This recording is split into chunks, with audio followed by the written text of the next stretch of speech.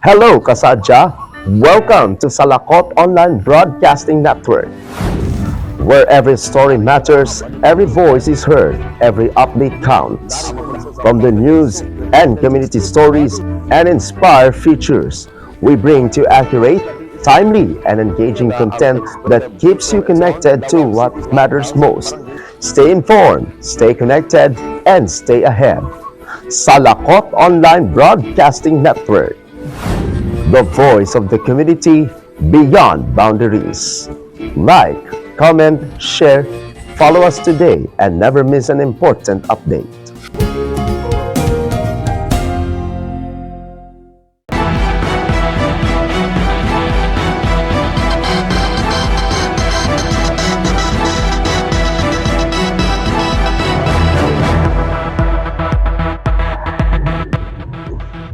Good evening, I'm Apolinario, Ferdinand de Valencia, and this is Philippine Headlines.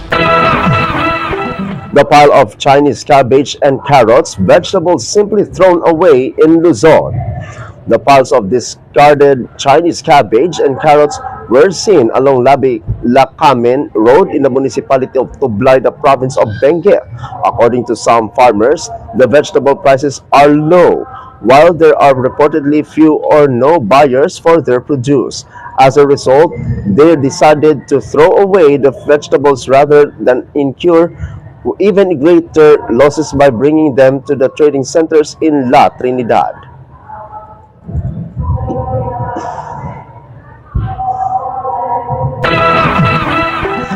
The barangay captain uses a bolo to stop motorcycle racing in the municipality of Sibalom in Visayas. A video recorded by the netizen went viral online showing barangay captain Mario Escares of Odyong in the municipality of Sibalom, the province of Antique, on Friday night.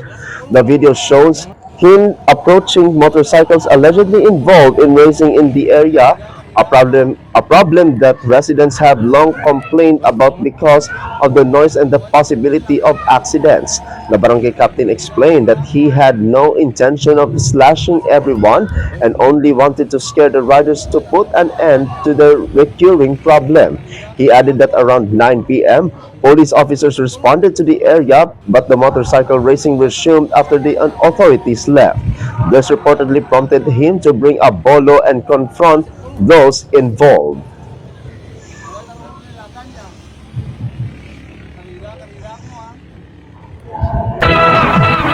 A large python enters a compound in the city of Coronadal, rescued by the Bureau of Fire Protection in Mindanao. A family in the city of Coronadal, the province of South Cotabato, was shocked after a large python entered their compound while they were sleeping. According to the uploader, the family woke up because their dog kept barking non-stop.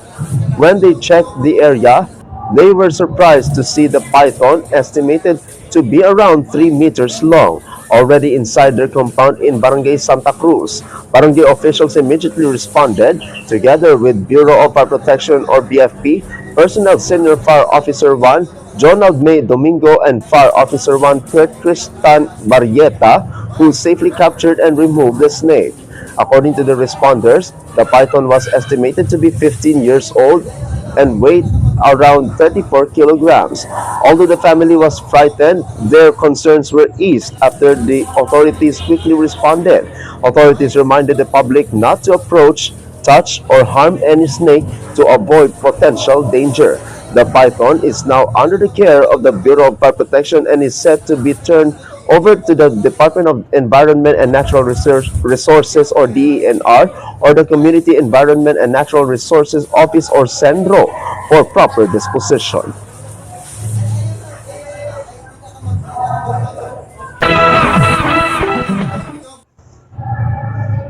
In the other news, a store gets creative to fight the flood.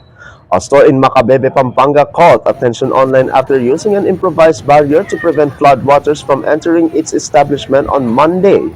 Instead of using expensive equipment, the store came up with a simple solution while nearby areas continued to be flooded.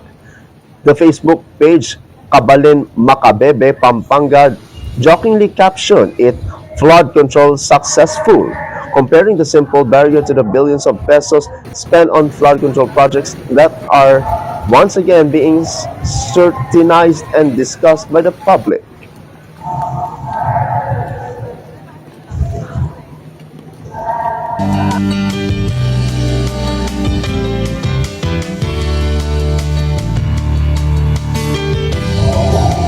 And our business update, cautious trade scene as focus turns to Bangko Sentral ng Pilipinas meeting.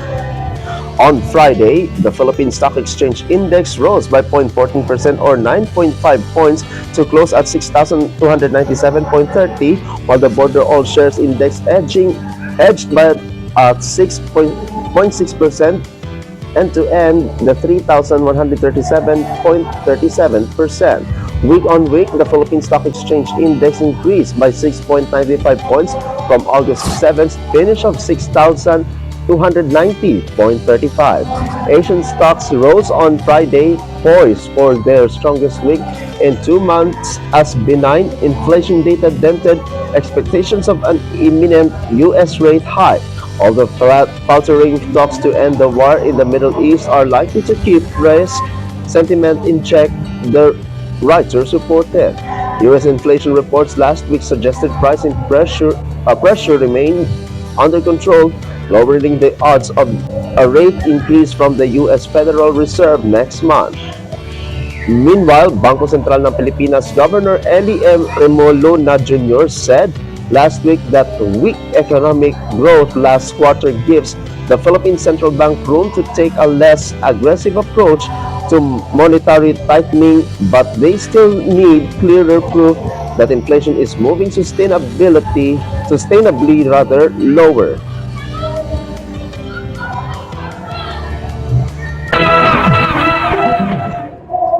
And before we end, a woman who wanted to lose fat ended up removing the tiles instead.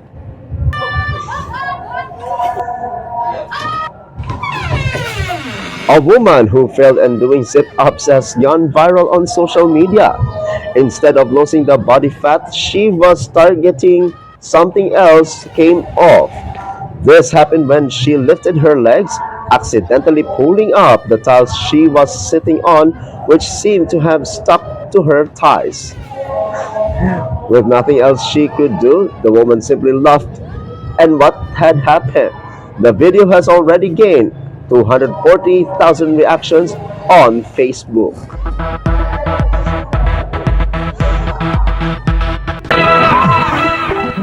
The gambling and at funeral wakes to be banned in the municipality of Ramon in Luzon.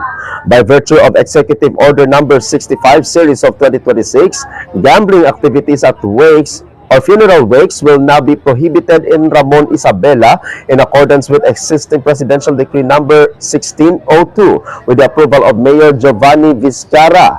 The order recognizes in that this is a Filipino tradition intended to provide support to bereaved families, particularly financial assistance. However, it has also reportedly become an opportunity for gambling lords to exploit wakes and conduct large-scale illegal gambling activities. Such activities often reportedly results in disturbances, causing the bereaved families to receive little to no benefit while also affecting peace and order in the community.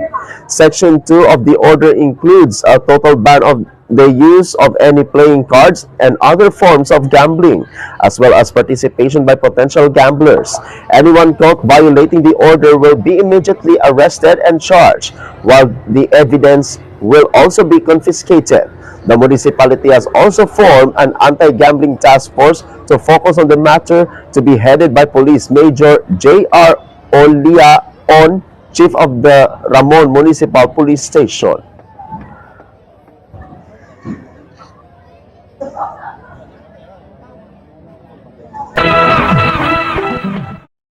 The snakes emerge as floodwater level rises in Barangay Kamalig in Visayas. Following the rise in floodwater levels in Barangay Kamalig in Haro, Iloilo City, several snakes were spotted in the area. A long and large scale was reportedly run over by a motorist along Land Heights Phase 2 in Tagbak, Haro, shortly after 1 a.m. yesterday. The snake was not captured in CCTV footage. Two snakes can be seen swimming through the floodwaters. Residents are advised to exercise caution when wading through the floodwaters.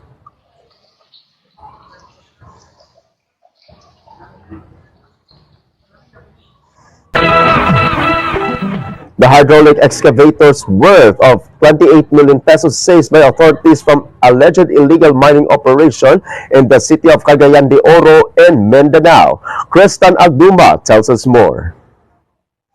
Four hydraulics excavators worth a total of 28 million pesos were recovered by authorities after they raided an alleged illegal mining site in Sitio Sendong, Barangay Tumpagon, Cagayan de Oro City at around 2:20 a.m. on August 17, 2026. Upon reportedly noticing the presence of authorities, those allegedly involved in the illegal operation immediately fled, resulting in no arrests.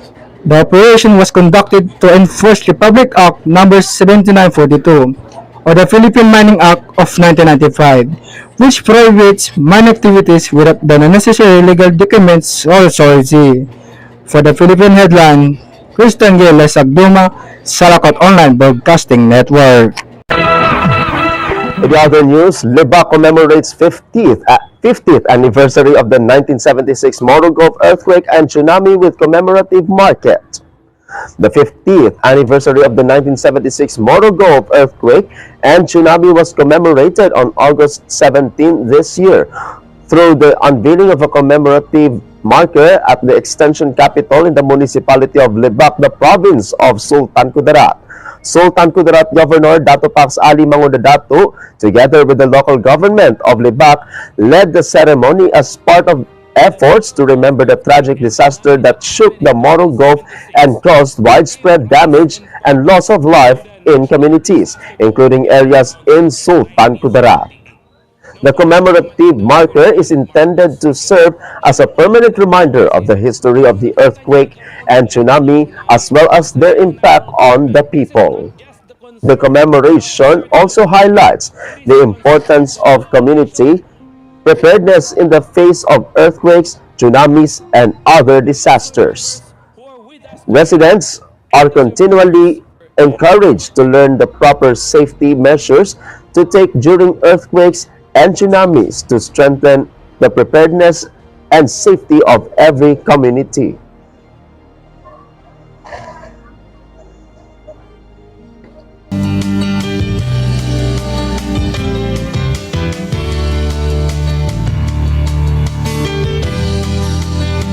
And our business update, ABS-CBN Corporation's second quarter loss more than triples to 897 million pesos. ABS-CBN Corporation's attributable net loss more than tripled in the second quarter, widening by 209.7% to 897.19 million pesos from 289.74 million pesos a year earlier as revenue declined and general and administrative expenses increased. Revenue for the 3 months ended June fell by 12.3% to 3.55 billion pesos from 4.4 billion pesos, according to the company's quarterly financial report filed with the Securities and Exchange Commission on Monday. Production costs declined by 6.4% to 1.50 billion pesos from 1.60 billion pesos, while cost of services rose by 4.8% to 1.33 billion pesos from 1.27 billion pesos. Gross profit fell by 38.7% to 716.70 million pesos from 1.17 billion pesos. General and administrative expenses increased by 9.5% to 1.58 billion pesos from 1.44 billion pesos, while finance costs rose by 2.5% to 256.96 million pesos from 250.67 million pesos. Interest income increased to 34.62 million pesos from 3.55 million pesos, while the company recorded a 4.62 million pesos foreign exchange loss, reversing a 17.36 million pesos gain a year earlier. Other income fell to 23.37 million pesos from 83.13 million pesos, while companies' loss before income tax widened to 1.7 billion pesos from 418.86 million pesos. ABS-CBN posted a consolidated net loss of 1.2 billion pesos for the quarter, nearly triple the 352.74 million pesos loss a year earlier.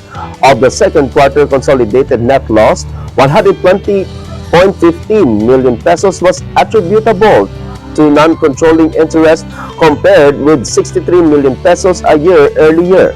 The remaining 897.19 million pesos was attributable to equity holders of the parent company. For the first half, ABS-CBN's attributable net loss more than doubled to 1.59 billion pesos from 715.39 million pesos a year earlier. Consolidated net loss widened to 1.83 billion pesos from 852.47 billion pesos. The first half consolidated revenue declined by 17% to 6.88 billion pesos from 8.27 billion pesos, which the company attributed to a challenging operating environment that weighed on advertising and subscription demand. The company said global economic and geopolitical developments, slower domestic economic growth, and subdued consumer sentiment affected demand in both its content production and distribution and cable television and broadband segments. The content production and distribution segment generates 5.76 billion pesos in first half revenue, down 9% from 6.36 billion pesos a year earlier. The segment's net loss widened to 1.24 billion pesos from 535 million pesos.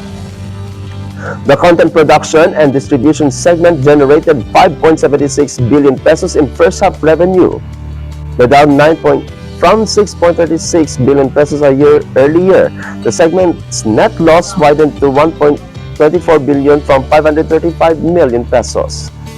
ABS-CBN said the revenue decline reflected political advertising recorded in year 2025, for which there was no corresponding revenue this year, as well as global economic and geopolitical developments, slower domestic economic growth, and weak consumer sentiment. Excluding election-related advertising in 2025, the segment's revenues were flat year-on-year, it said. The company also produced more major movies and events in the first half of 2025, including Bini's sold-out Philippine Arena concert and the movie My Love Will Make You Disappear. The revenue shortfall was partly offset by growth in international syndication and co-production revenues, which the company said broadened the segment's revenue base and reduced its reliance on any single title or event. Star Cinema released Tayo sa Wakas in May, while Bini's World Tour began in June following the group's appearance at the Coachella Valley Music and Arts Festival in April. The management expects revenue performance to improve in the second half, supported by the full schedule of the Bini World Tour, the remainder of the company's film and live event slate, and continued growth in international syndication and co-productions.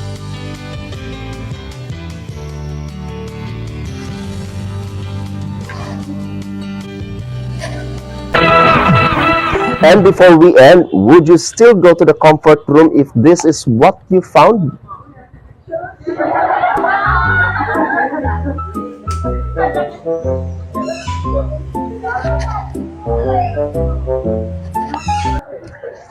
You might just turn around and walk away if this is what greeted you inside the comfort room. In the video, a large snake can be seen comfortably curled up in one corner of the comfort room. According to TikTok users' post, they discovered a large reticulated python after heavy rains poured down. Although its presence was unexpected, the uploader suspected that snakes may have been coming out during the heavy rainfall to seek shelter, or that flooding may have disturbed their habitat.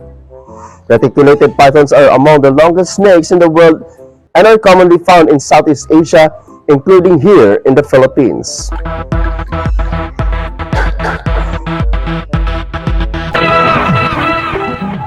The minor caught on CCTV stealing from a store in Luzon. A male minor was caught on CCTV entering and stealing from a store in Manila. In the video, another child can be seen accompanying him holding an umbrella and staying outside the store. Upon entering the store, the child immediately took money. Before leaving, he also took a cell phone. Many netizens tagged Manila Mayor Francisco Isko Moreno Domagoso, asking for help in identifying and locating the child who allegedly committed the theft.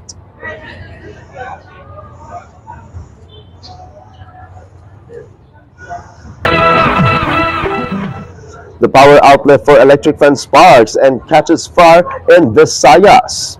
The CCTV footage captured an electric fan's power outlet suddenly catching fire at around 4 a.m. on August 18.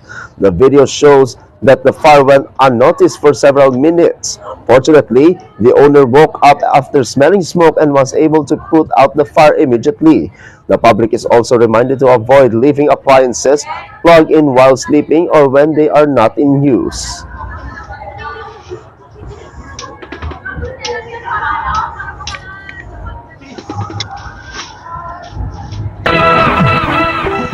A 19-year-old man was arrested for making a bomb joke during Kadayawan Festival live stream in Mindanao. The Davao City Police Office successfully traced and arrested a 19-year-old man who was irresponsible for posting a bomb joke during a live stream of the Kadayawan Festival. The Explosive Ordnance Disposal and Special Weapons and Tactics teams immediately responded to the report of an alleged bomb planted near the coastal road. However, after inspection and clearing operations, the bomb threat was found to be negative. The suspect was identified by the Cybercrime Investigation Team and arrested. He is now facing charges for violating Presidential Decree number 1727 or the malicious dissemination of false information concerning bombs and explosives with a recommended bail of 42,000 pesos. Davao City Police Office City Director Police Colonel Peter Madria emphasized that ensuring public safety is not a joke and that anyone who threatens public safety through bomb jokes or similar acts to cause public alarm and waste the city's critical security resources will be dealt with seriously.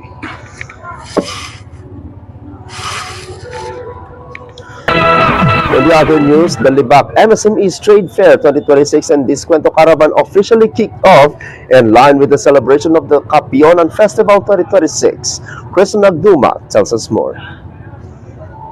The opening was marked by a ribbon-cutting ceremony with opening remarks from OIC Provincial Director Eddie S. Diasis, MDM BTI Sultan Kudarat, followed by messages of support from Honorable Frederick F. Celestial, Municipal Mayor, delivered by Ms. Charmaine Montermoso, AO4, and Ms. Lauren Hope Kalansingin Necesito, Senior Tourism Operation Officer, Municipal Office of Tourism. The event is organized by the Department of Trade and Industry, or DTI, Chu Negosyo Center in Libak, featuring a variety of products from local MSMEs and discount items offering great finds at discounted prices. For the Philippine Headlines, Christian Duma, Salakot Online Broadcasting Network.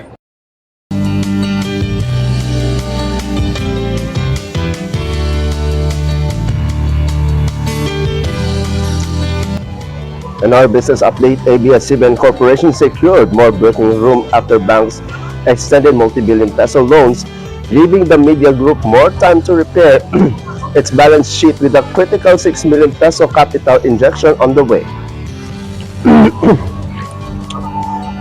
The extensions pushed the maturity of 5 billion peso Bank of the Philippine Islands loan to August 31 and its 4.75 billion peso Union Bank loan to September 30. 3 months later than disclosed at the end of March, the company said in its latest quarterly report on Monday. ABS-CBN said it continues to service its bank obligations while negotiating a longer-term refinancing. The company also preserved cash ending June with 1.31 billion peso, from 1.3 billion peso at the start of the year, helped by stronger collections, advanced customer payments, and lower spending.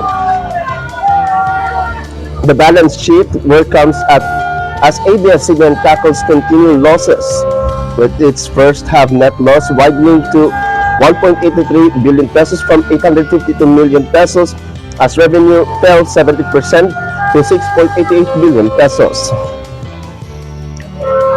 Its main content business held up better, with revenue down 9% to 5.76 billion pesos and roughly flat after stripping out last year's election-related advertising, while international syndication and co-productions helped broaden its revenue base. ABS-CBN expects more support in the second half from the full run of Beanie's World Tour, upcoming films and live events, and continued growth in international content deals, while cost cuts are helping manage the decline of its cable business. The planned 6 billion peso equity infusion coming from Lopez family members and new investor INC Holdings would add fresh funds without taking on more debt, strengthening ABS-CBN's finances.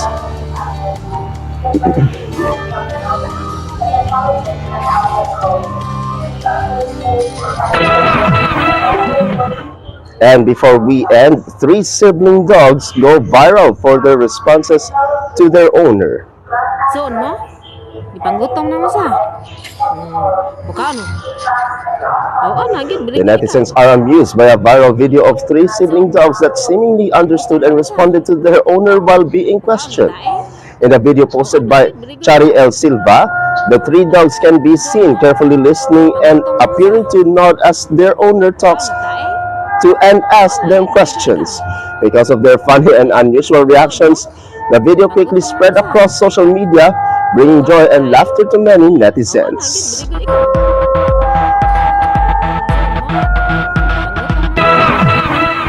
The man's body believed to have been blown up by dynamite found in the municipality of Jones, the province of Isabela in Luzon. A man was found dead in the Puro 4 riverside area of Barangay Payak in the municipality of Jones, the province of Isabela yesterday. The victim, identified by the alias Berto, was an adult, married, and a resident of the area. According to police, the barangay captain reported to the Jones Municipal Police Station that a suspected dead body had been found in the river. The authorities immediately proceeded to the area. Before the body was discovered, a witness reportedly heard a loud explosion. Upon checking where the sound came from, the witness saw the victim lying on the ground. The witness immediately informed the victim's child about the discovery. Meanwhile, the victim's wife reportedly shared that her husband had been experiencing financial problems. Police coordinated with Rescue Echage during the retrieval of the body. The EOD K-19 later confirmed that an explosive device was found at the location where the man was discovered dead.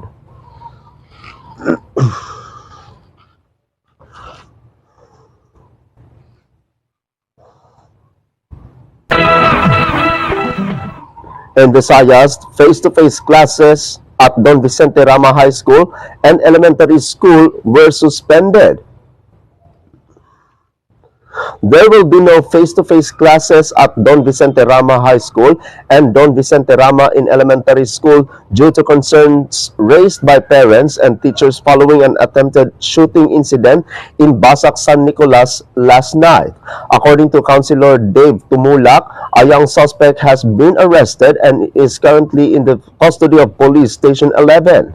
He said there is therefore no longer a need for serious concern regarding the incident. Councilor Tumulak said the police and Barangay Basak Pardo are coordinating with the schools to ensure the safety and security of the students. He also urged students and the public not to spread frightening text messages or chats that authorities have not confirmed. Anyone who receives a suspicious call or information is advised to directly contact the police, the barangay hall, or Councilor Tumulak. Tumulak emphasized the parents, police, barangay officials, and schools must work together to keep schools safe.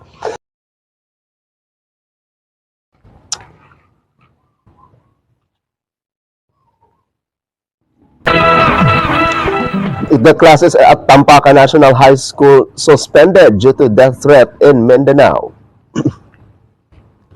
The authorities are continuing their assessment and investigation after Tampaca National High School received a shooting threat today. Mayor Leonard Escobillo also revealed that the investigation has made progress.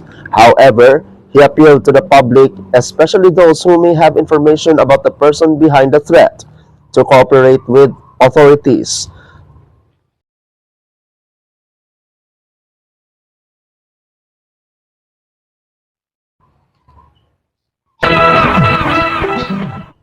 In the other news, the stronger partnership, greater opportunities. DTI and LGU Lambayong seal commitment for Negosyo Center. The Department of Trade and Industry or DTI Sultan Kudarat and the Municipality of Lambayong reaffirmed their commitment to supporting local entrepreneurs through the Memorandum of Agreement signing for Negosyo Center Lambayong. The signing, led by Honorable Mayor Francis Eric E. Recinto, Municipal Mayor of Lambayong, and Mr. Eddie S. Diasis, OIC Provincial Director of DTI Sultan Kudarat, signifies a stronger partnership between DTI and the local government unit in promoting entrepreneurship, developing MSMEs, and making government business support services more accessible to the people of Lambayong. The activity was held in the presence of Cheryl Marie C. Cipriano, Division Chief of DTI Sultan Kudarat, and Mary M. Dangan, Municipal Administrator of Lambayong. The establishment and continued support of the Negosyo Center is in line with Republic Act No. 10644 or the No Go Negosyo Act, which mandates the establishments of Negosyo Centers to help promote ease of doing business, encourage the growth of MSMEs, and provide entrepreneurs with access to information, business development services, and government assistance. Through the continued support of the LGU of Lambayong, DTI and its partners can bring essential services closer to inspiring the existing entrepreneurs, helping them start, sustain, and grow their businesses. Together, DTI Sultan Kudarat and LGU Lambayong are building stronger businesses, creating greater opportunities, and empowering their local entrepreneurial community.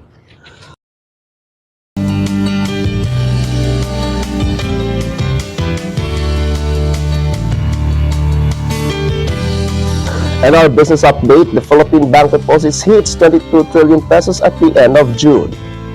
Total deposits in Philippine banks rose by 8% year-on-year as of end June as the banking system remained healthy, but challenging economic conditions moderated quarter-on-quarter growth, as analysts said.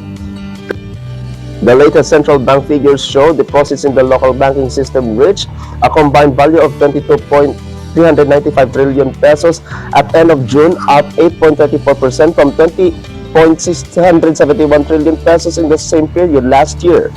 However, the growth in the deposits was lower than the 10.2% annual increase at the end of March. Quarter on quarter, the value of bank deposits inched up by around 0.8% from 22.218 trillion pesos. The number of deposit accounts jumped by 20.48% to 190.952 million from 158.184 million a year. Domestic lenders also onboard more depositors at end of June, with 7.82% climb to 768 million from 26.682 million in the previous year. John Paulo R. Rivera, a senior research fellow at the Philippine Institute for Development Studies, noted that the growth in deposits was largely driven by depositors, stable income flows, and decision to safeguard funds amid heightened economic risk. Economic expansion weakened to a new post-pandemic low of 2.3% in the second quarter amid the lingering effects of the flood control scandal and shocks from the ongoing Middle East war. The weaker second quarter economic performance may also be behind the slowing deposit growth versus the first quarter, Mr. Asuncion noted.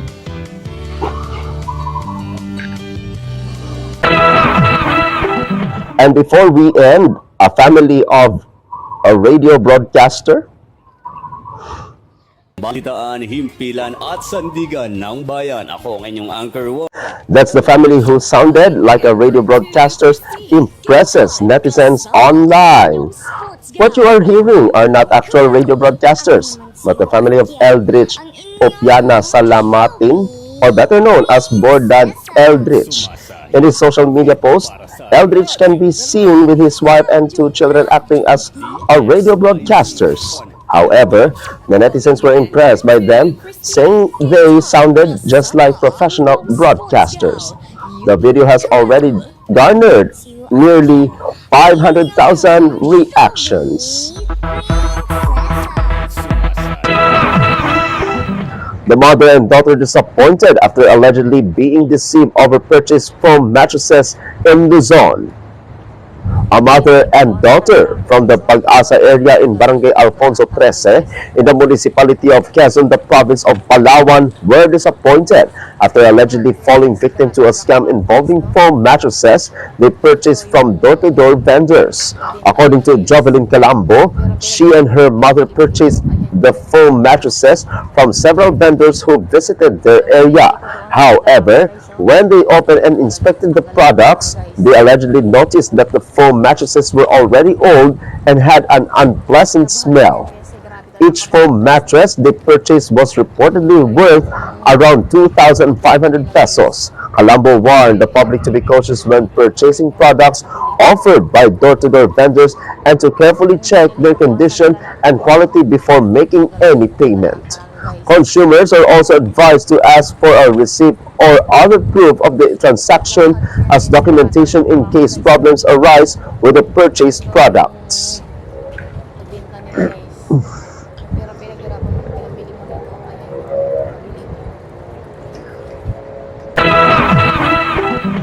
The grade 9 student was threatened to bring a gun to school in Visayas.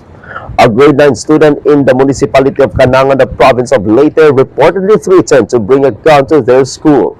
Because of the threat, the school principal contacted the Canangan Municipal Police Station to report the incident. According to Police Chief Police Major Darwin Dalde, the report reached them late because it was only relayed to them in the evening. Despite the delayed report, the police immediately acted on the information and coordinated with the student's advisor.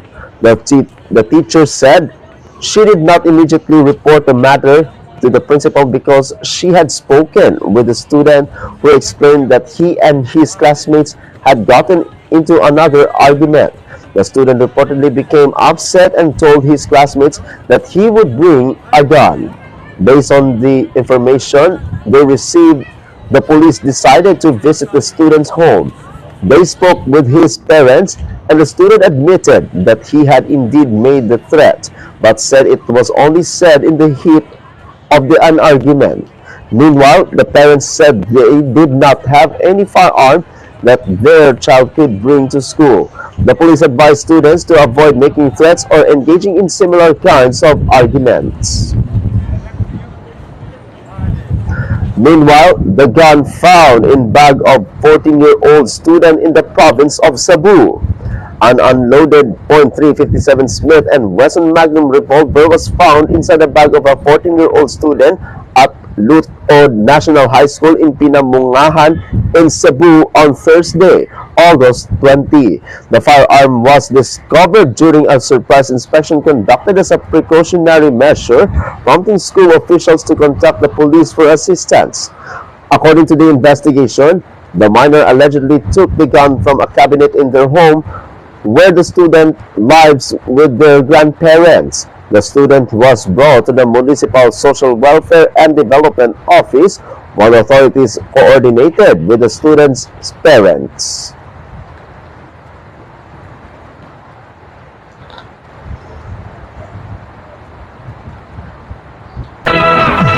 The Sultan Kudarat State University Tacorong campus implements heightened security in Mindanao. Sultan Kudarat State University, or SKSU Tacorong campus, has intensified security measures across the campus amid recent concerns regarding school safety. The university has implemented a state of heightened security alert, including stricter inspections and entry points. Bags and personal belongings of individuals entering the campus are being checked, while students are required to present their university IDs. The administration has also urged the students, faculty, staff, and other members of the university community to cooperate and refrain from spreading unverified information to prevent fear and anxiety. According to SKSU, these measures are aimed to ensuring the safety of the entire academic community.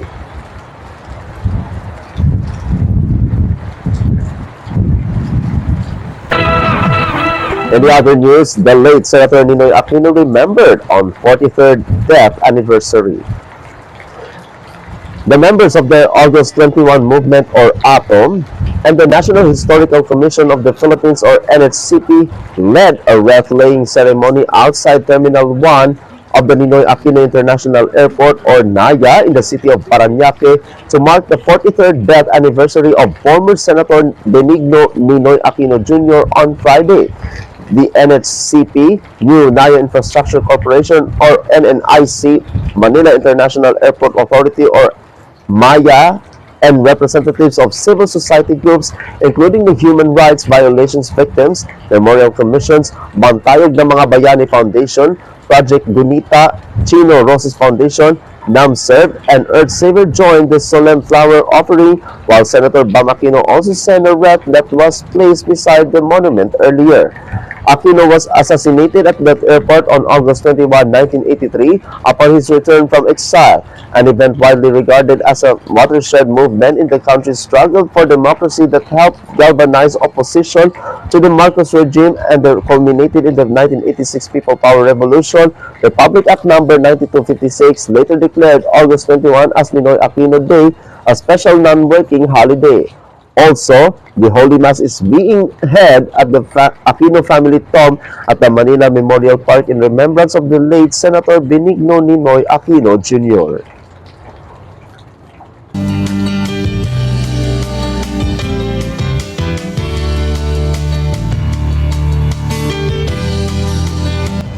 In our business update, Philippine peso weakens to record low as oil prices extend gains. The Philippine peso fell to a record low against the dollar as higher oil prices put renewed pressure on the currency. The peso slid as much as 0.3% to 61.995 to the US currency, weakening past the previous all-time low of 61.85 set in July. The Philippine currency is vulnerable to swings in energy costs as the nation imports almost all its oil requirements. Brent crude has jumped more than 5% over the past 4 days as US President Donald Trump insisted there were no talks ongoing with Tehran to resolve the Middle East conflict. The peso has now lost more than 5% this year, making it one of the Asia's worst performing currencies over the period. The central bank intervened in foreign exchange markets last month to support the currency, Governor Eli Remolona said at the time. Dollar peso made all-time highs driven by a combination of factors such as a stronger US dollar, higher crude oil, and renewed geopolitical tensions, said Wee Kong Chong, Senior Asia Pacific Market Strategist at BNY in Hong Kong. The Philippines will not spend all its reserves to defend the peso, and the currency's weakness is due to a strong dollar, President Ferdinand Bongbong Marcos Jr. said last week. The nation's foreign exchange reserves have fallen almost 7% this year to 103 billion US dollars.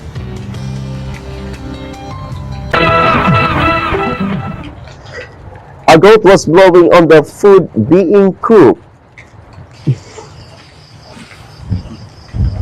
Oh, udah meluto sa kanding, uy. Go, me. Kita The netizens react to goat blowing on food being cooked.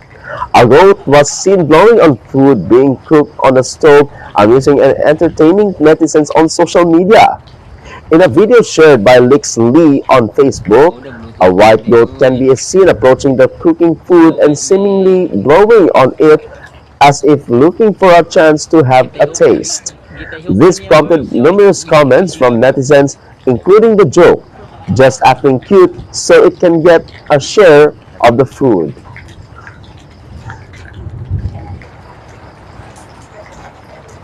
Oh, the Bluetooth standing, uy.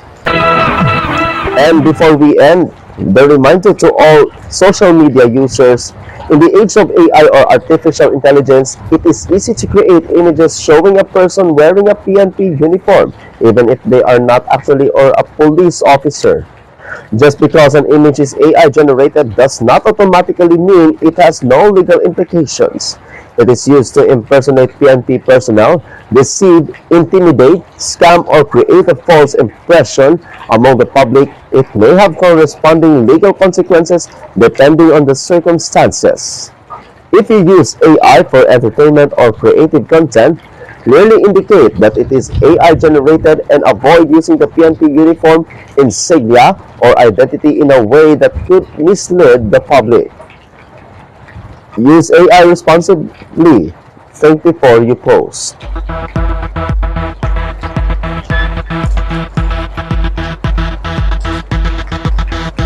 This post is for general awareness and is not a substitute for legal advice. And that is Philippine Headlines this Friday, August 21, 2026, the death anniversary of Ninoy Aquino.